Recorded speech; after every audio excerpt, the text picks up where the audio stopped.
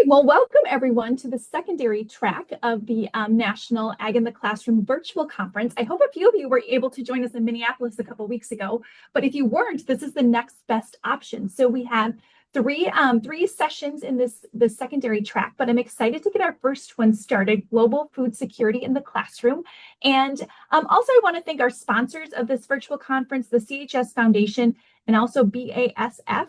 We're grateful to both of them for their continued support of our National Ag in the Classroom virtual conference and just in agriculture literacy in general.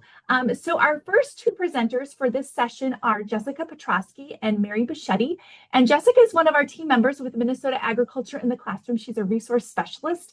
So she connects with Minnesota teachers and tries to be kind of their personal guide to using agriculture in their curricula and classroom. And Jessica, I'm sure, will share a little bit about herself, but she has some experience herself as being a classroom teacher and also some experience as a global traveler. So hopefully she shares some of those things.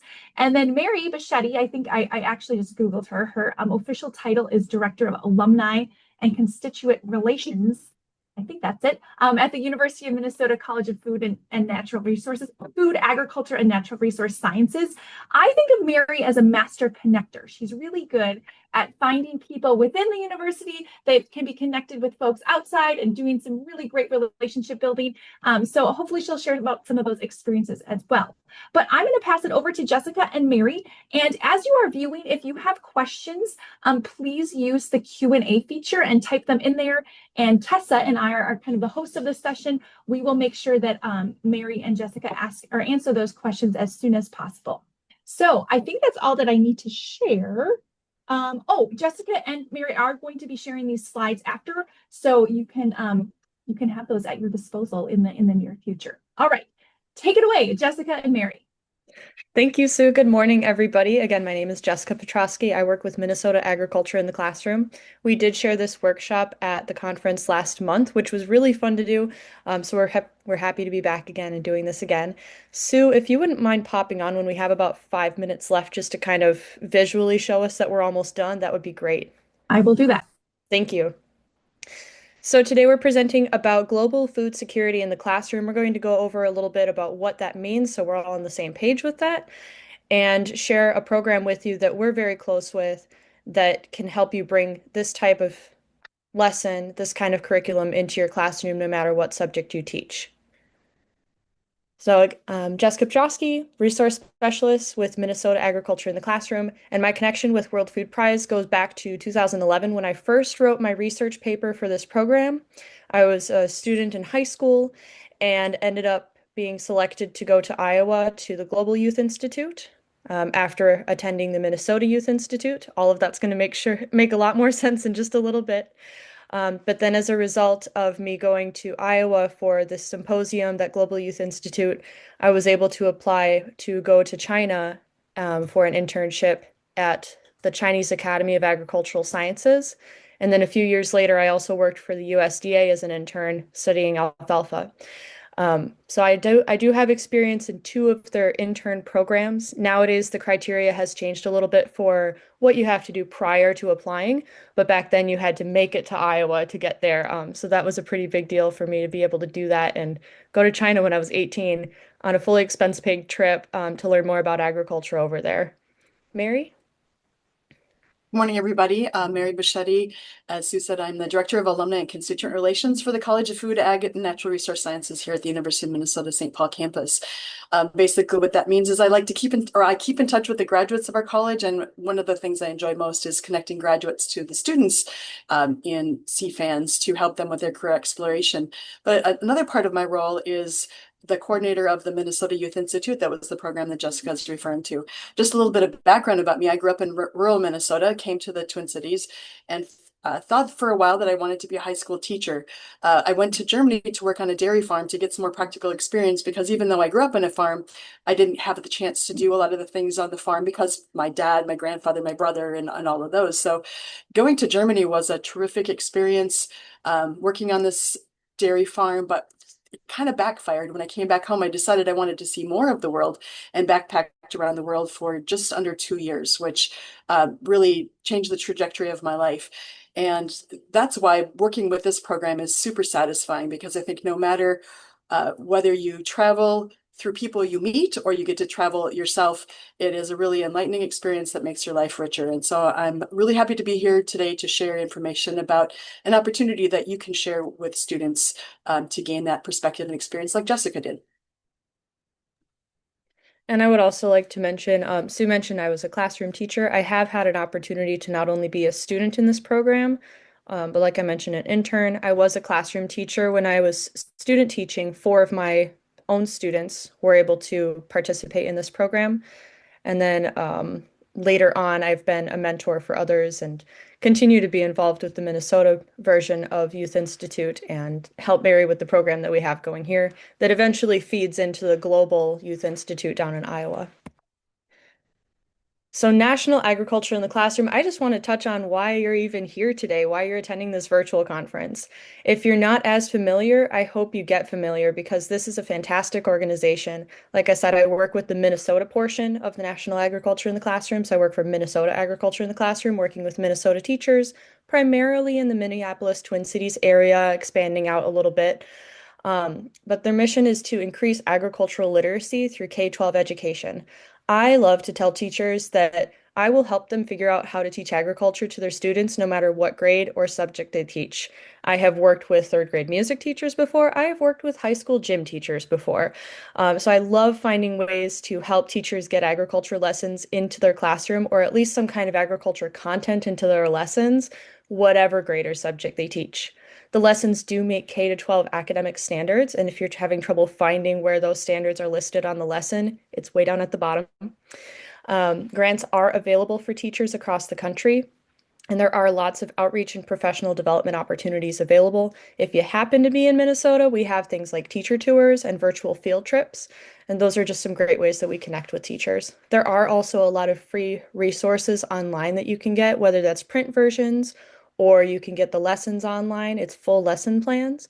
And then there are also some kits that you can order, lesson kits that you can order from National Ag in the Classroom that you can use in your classroom. Those ones do have a little bit of a cost, but I have priced a lot of them out compared to getting my own supplies at the store, and they come out to be pretty similar. So that's kind of nice to not have to take the time to pull that together, and it's all right there for you.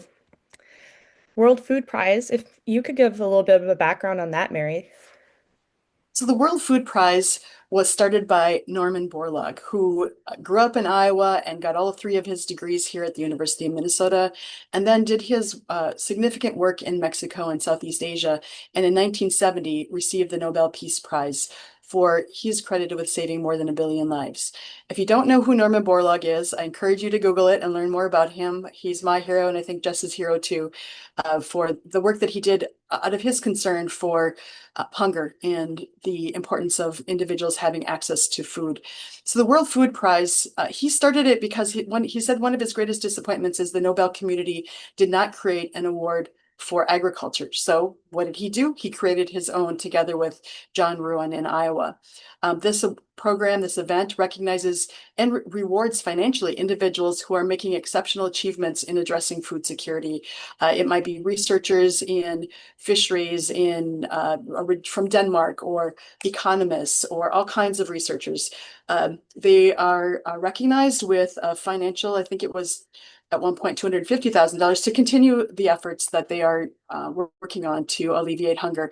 It's given out each October in Des Moines, Iowa. And the first time I went, it was just an incredible experience, kind of a mini UN experience in the middle of Des Moines, with leaders, teachers, students, government officials from around the world discussing ways to address food security. To me, one of the most magical things about going to the symposium is how it really does truly bring global leaders together. So there are presidents and prime ministers, different heads of state coming together. There are people from universities, whether that's the head of a university or professors. There are teachers, regular classroom teachers coming together with their high school students. And all of these people are getting together to talk about how to combat global hunger issues. You get to have lunch with these people. So you get to sit next to a president of a country and his family, if you get at the right table, of course.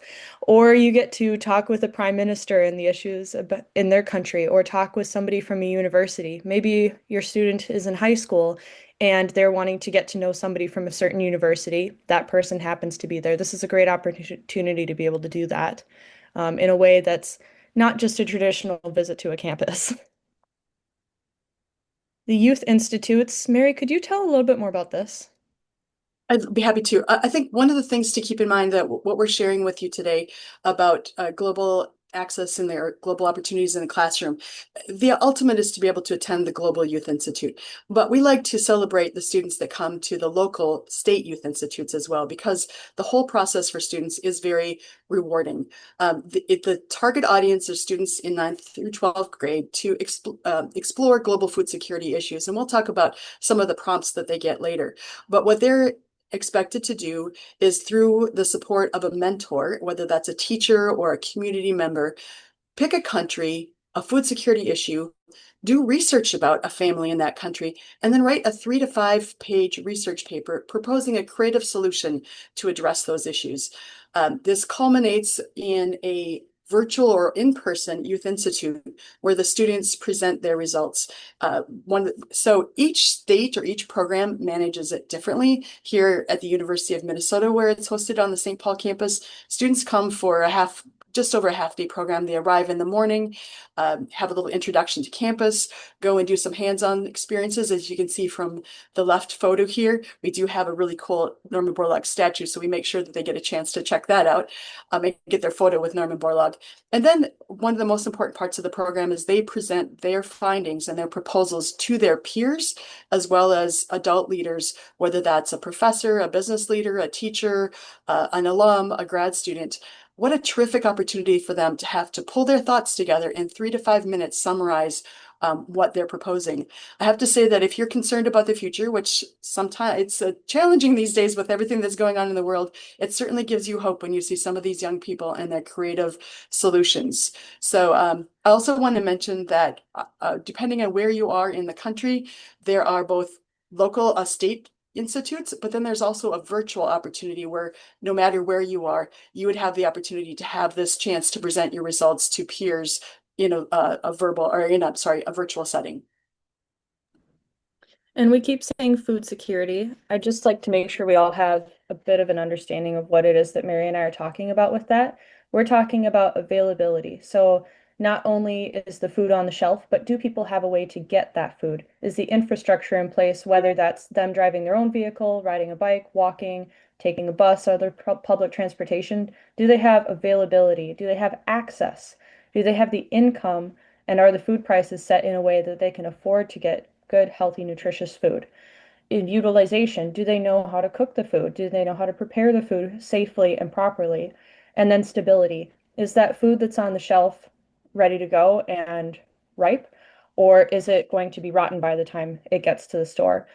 So between availability, access, utilization, and stability, those are 4 different facets of food security that can be issues and need to be in place for us all to have a safe and healthy food supply. We do have different opportunities for students with youth institutes. I talked about some of my experiences, but Mary works more with our current students. So depending on which institute the students go to, it also provides an opportunity for scholarships. So some institutions, if a student has participated in a state institute or the Global Youth Institute, scholarships may be available to those students.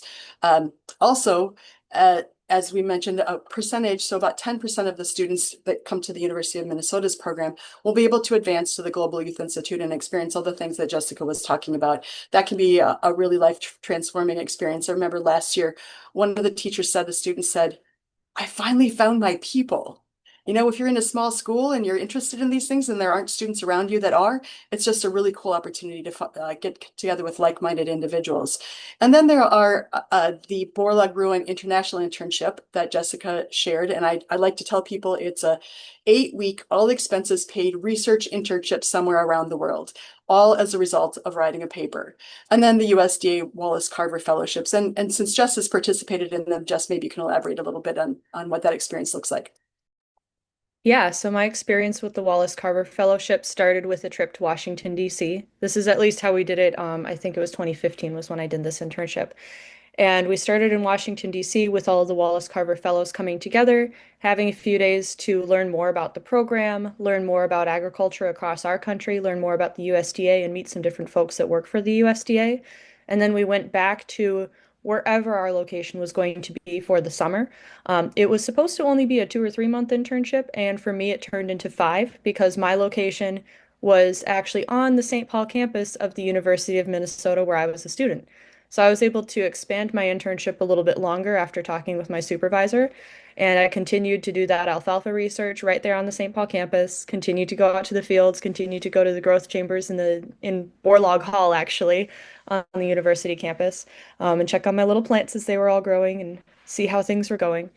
Um, but both of these experiences were really transformative for me. Mary mentioned that these can be life-changing. Took me a few years to realize the impact of going to China for 2 months. You go when you're 18, you don't realize that it's not that normal for people to not leave the country, especially for 2 full months.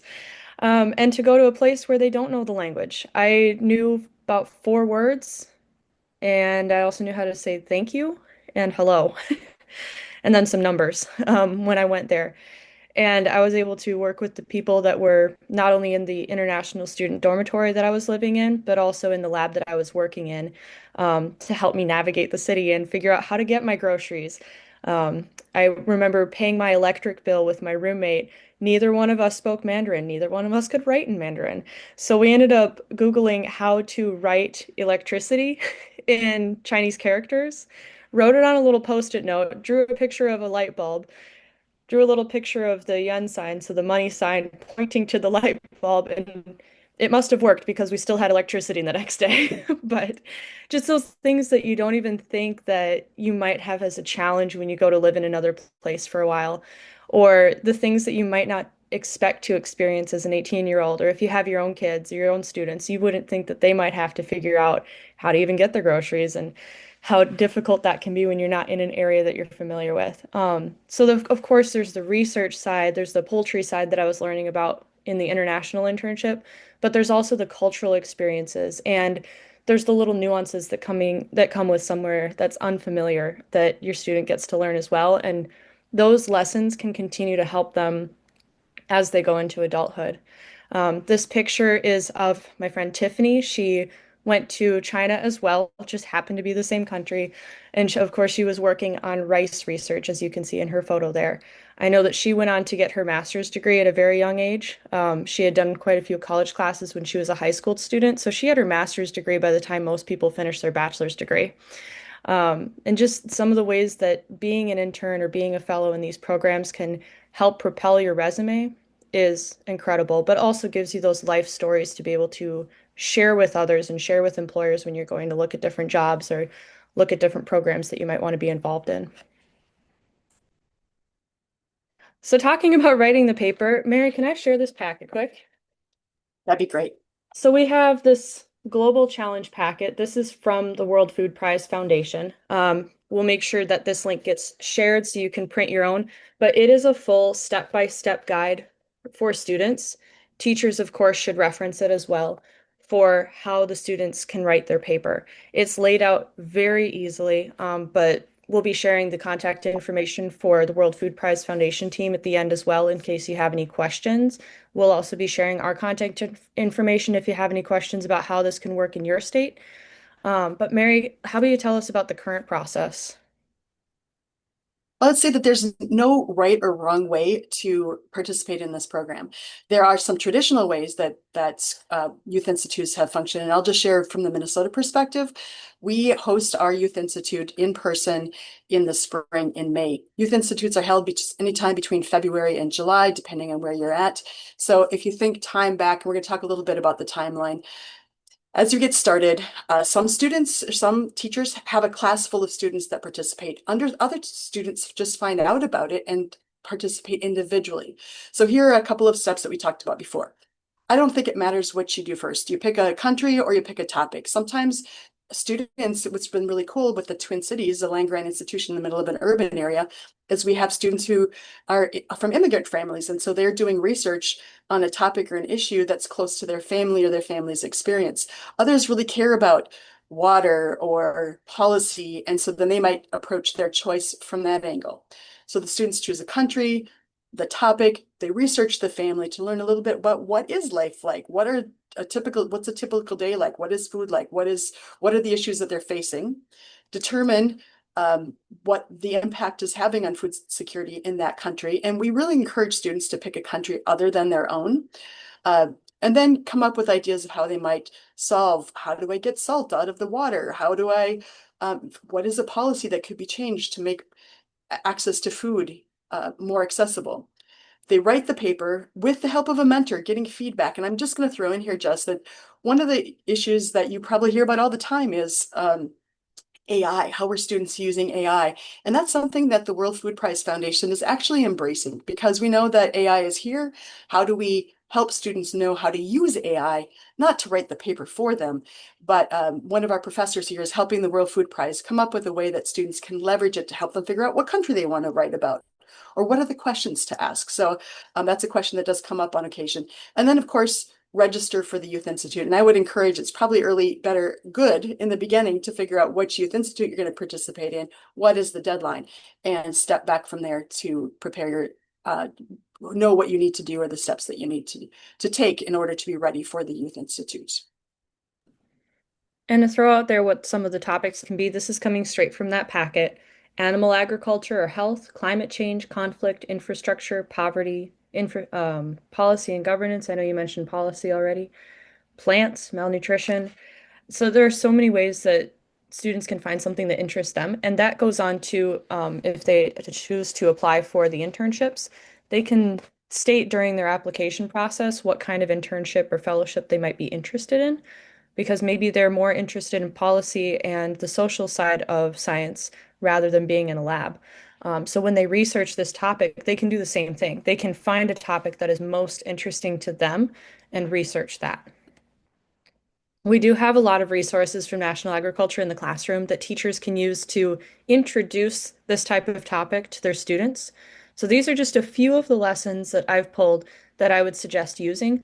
Of course, there are so many others, but these are just some that I have found personally useful. So filling the global grocery bag, global food security, nice title, global trade and interdependence. That's something that I really try to help others value and see is how interdependent we are. You can't have your breakfast without depending on other countries, unless you want to just have plain eggs and fruit. Even those things, even the fruit is probably coming from somewhere outside the US a lot of the time, unless you grow it yourself or you got it from the southern part of the country. If you want salt, that's not something we produce here. If you want coffee, we don't produce that here. So there are some different things that you can talk with students about what is even in your breakfast or what's in your lunch that came from another country. The role of women in agriculture, I'd also like to highlight. That's one thing I continue to hear about as a very common theme whenever I am in any sort of hunger-related, food scarcity-related conversations, is how women in agriculture is so important for not only the the success of agriculture in a country, but when you involve women in agriculture, it actually raises the GDP of the country as well. As soon as you start to involve women as being more than just those caring for the children, and that's it, maybe doing the housework. Once you involve women in working in agriculture, sharing their ideas, being students, those women propel the rest of the community. Of course, the men are doing a great job too, but that's only half the story. So there are still so many places around the world that don't value the role of women. So talking about that, and maybe women are valued in your area, fantastic. That's awesome. Maybe men are valued just as equally as women. Women are valued as equally as men. Great, but that's not the case everywhere. Journey 2050 is an online program that I personally love to just log in and play for fun. That one can be a way for you to have a computer time or a computer program interaction with the students. They can do their own gaming through this program, learning about what it's like to be a farmer in 3 different areas of the world. And as they go through the different levels of the game, they're learning more about different issues. Maybe it's infrastructure leading to their little farm, or it's political issues or education issues in their community that they can be involved in as a farmer. So you're learning not only about the farm and what crops you're growing, but you're also learning about how that farmer can impact the community. And again, you're in 3 different countries, so you're learning about 3 different viewpoints from across the world of how farmers and their communities interact. And then Trading Around the World is a fantastic introductory game for the whole school or the whole class to be able to be involved in getting this conversation started. This World Hunger Map is a print resource that you can find in the curriculum matrix if this is something that's interesting for you. As you can see, it was last updated for 2020, so it will have changed a little bit by now, but it's still recent enough that it would still be relevant for your students. The teacher experience with Youth Institute, this was so exciting for me to be able to bring my own students. How I did it personally was I had my students choose if they wanted to write the research paper or not, if they wanted to pick that topic and pick that country and take the time to write the paper. I didn't integrate it into my classes, but I do know teachers that have. So you can use lessons from National Ag in the Classroom to bring agriculture content to your students. You could integrate this into your regular curriculum and then perhaps make this an assignment.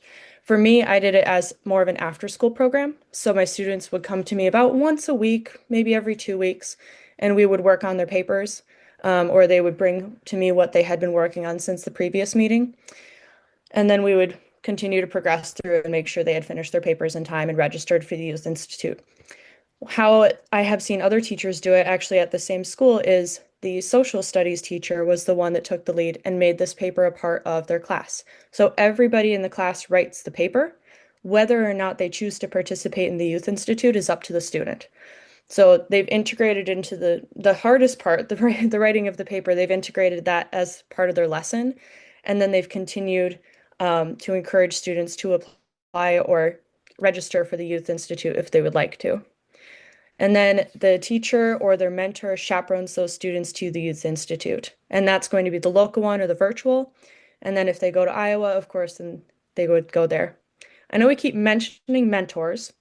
That mentor can be anybody that's over the age of 18, that's an adult in that child's life that is going to be somebody that will help promote what they're doing with writing this research paper and researching this topic.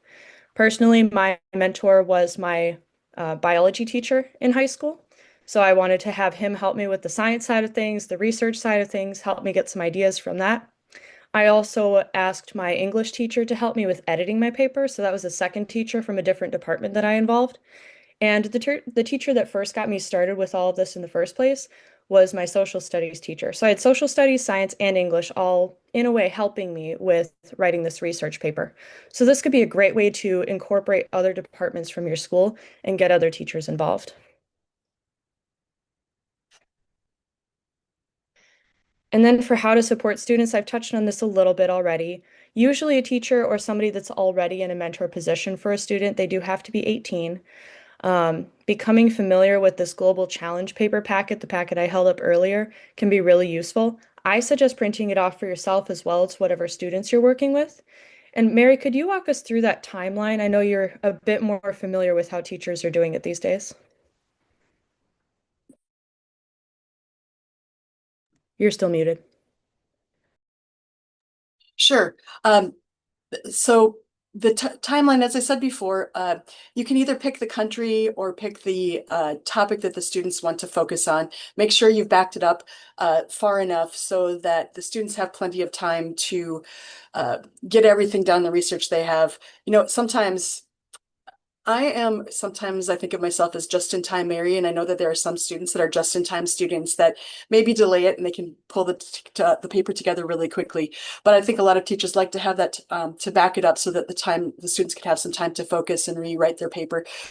So then you put together an outline, get a rough draft, share it with others. And one of the things I wanted to share in terms of supporting students is we're trying to find out ways that we can maybe connect the high school students with undergraduate, graduate, or postdoc students, or even faculty who are from another country. So a student can actually have that opportunity to talk to somebody from the country that they're writing about. And so I just wanted to share with you, I don't know who's with us today, if we have community advocates, if we have teachers, but keep that in mind that wherever you are, maybe there's an exchange student in your school, maybe colleges or universities that are nearby. It could be a really neat way for a student to make that connection and the student writing the paper to learn about another country and an opportunity to engage that visiting student who's here for whatever purpose they're here for.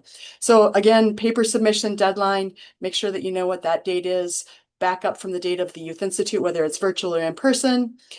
Take some time to review the paper. And I would even say practice with the students giving their 3 to 5 minute speech, because I think that's one of the things that the students come in most stressed about is for some of them, this may be the first public speaking opportunity. For some of them, they have been doing it for a while and they're really comfortable and they're really amazing, but help the students work through that so that they have a little bit less anxiety when it comes time for them to be up to present their research. Another thing that's really cool about the roundtable discussion that the students are participating in is each student is expected to ask a question of the other students. They really need to be listening and really be engaged. And I would say when students after the program, that's one of the things that they enjoy the most, connecting with somebody who's written a paper on a similar country or a similar topic.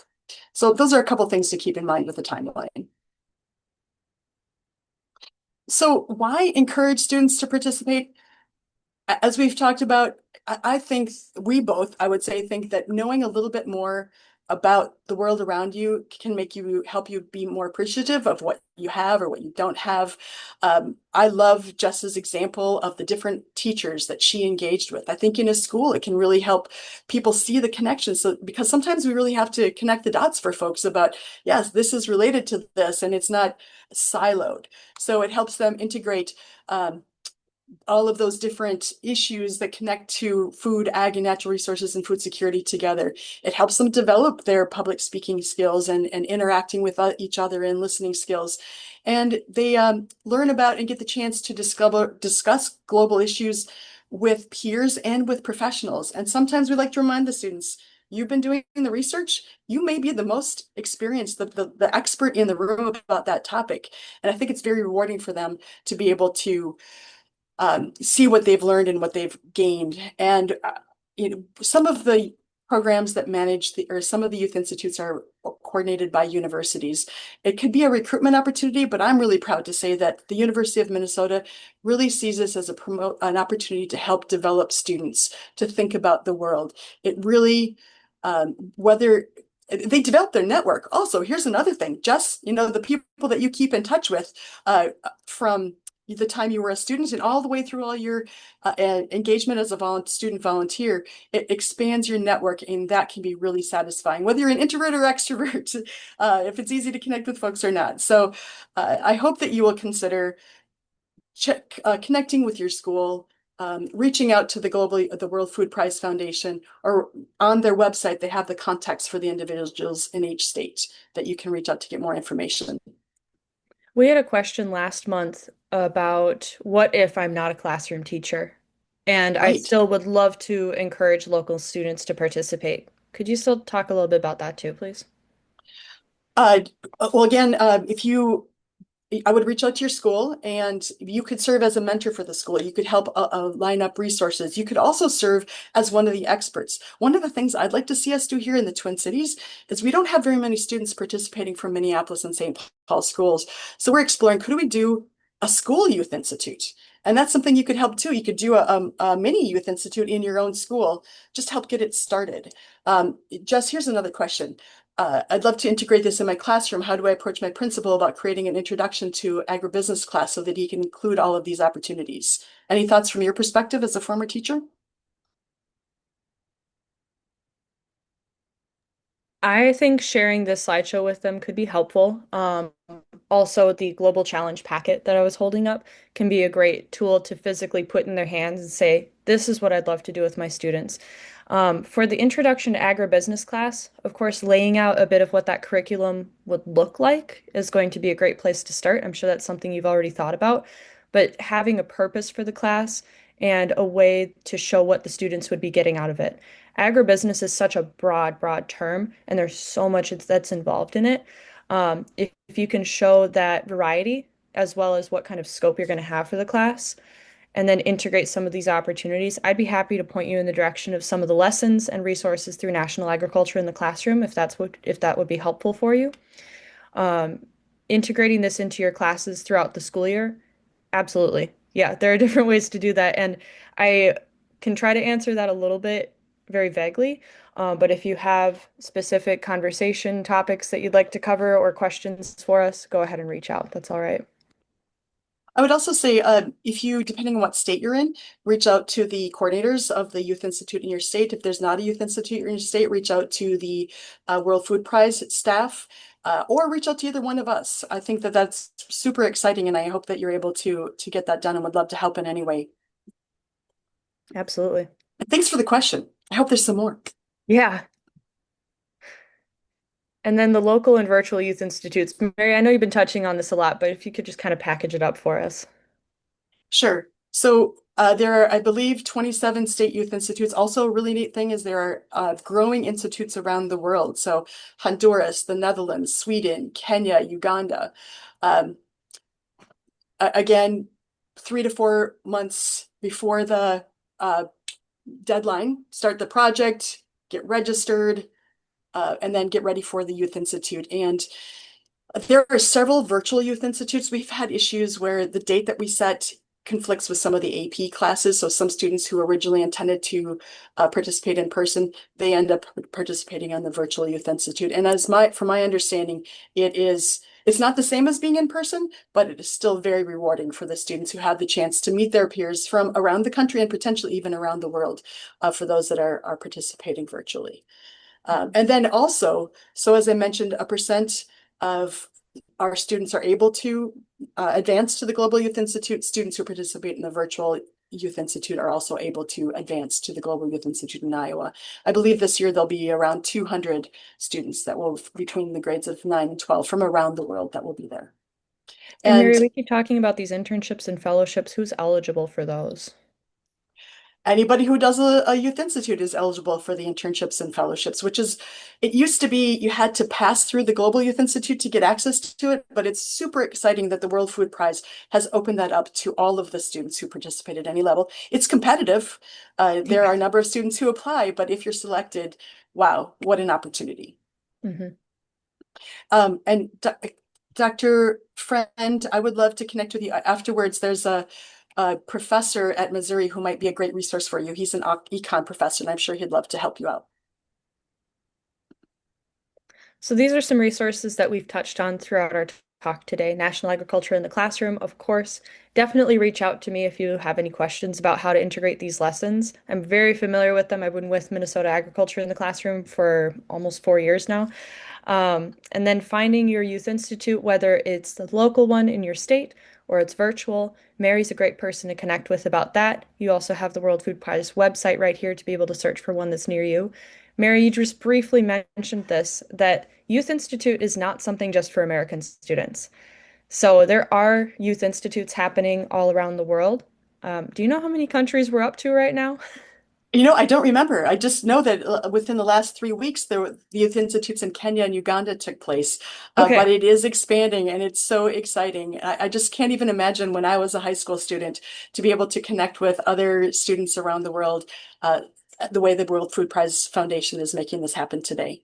Yeah. And speaking of those networking and professional development and interpersonal relationship development opportunities, these international kids come to Iowa and could be some of the students that your students are meeting in Iowa.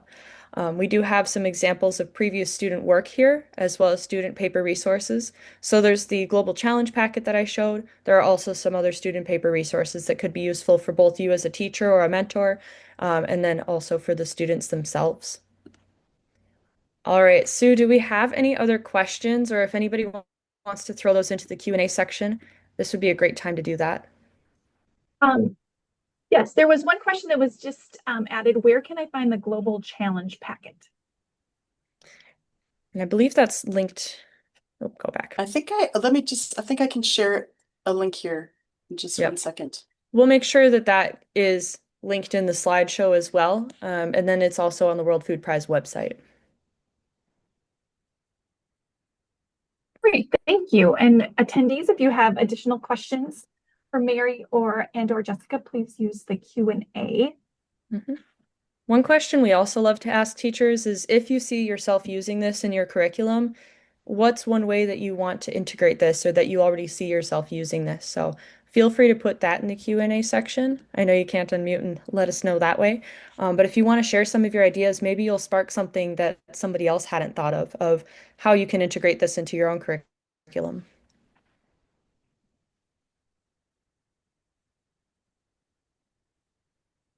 And we'll make sure again that this slideshow is shared with you so you'll have access to those links on the previous slide. Our contact information is also here and will also be in the slideshow for you. So if you have any questions, feel free to reach out to us and let us know. We'd be happy to help whether you're in Minnesota or anywhere else.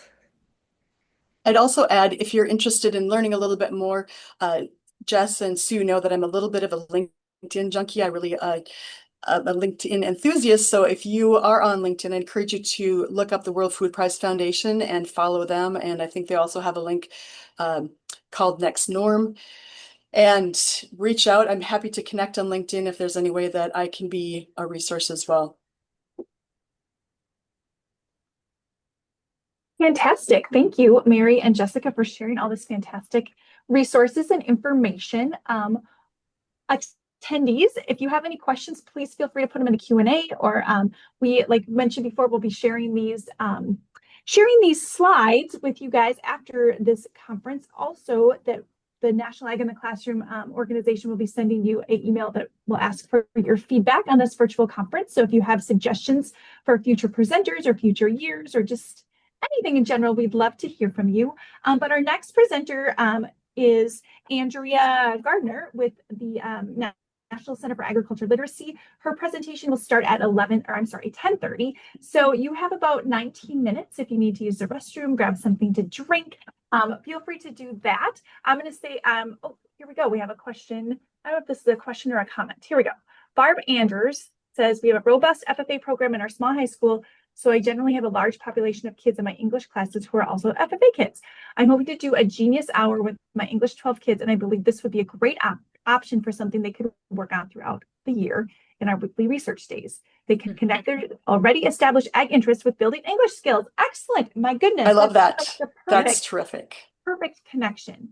I'll throw it out there too. I've personally tuned into a Genius Hour before with, it was third graders at the time, but they were wondering, what is agriculture and what can I do with this? And so if you're looking for kind of a guest speaker for your Genius Hour, go ahead and reach out to Mary and I. We'd love to talk with their students.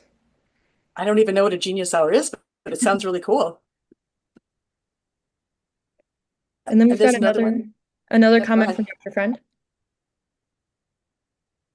Yeah, strategies of learning with 10th, 11th, and 12th graders in English 3. So this sounds like a great Perfect. opportunity there too. I will say that I was an educator, but I stopped teaching before that. I think this was an opportunity. But I got to serve as a judge for a couple years, and it was really awesome to hear the ideas that these kids had for solving hunger in countries around the world. And some of them, like Mary said, were immigrant families that had firsthand experience with hunger in other, not in Minnesota, but in other parts of the world, which was really cool to hear their perspective. So yeah, so thank you, those of you who tuned in. Thank you, Mary and Jessica. I'm gonna bid you adieu and have a great day. Thanks for joining, and I hope that you'll stay for the environmental cost of food with Andrea Gardner at 10:30, and then 11:30 is going to be a session on Journey 2050, which Jessica mentioned, but another really awesome opportunity for high school kids. So thanks, everyone. We'll see you in about 17 minutes.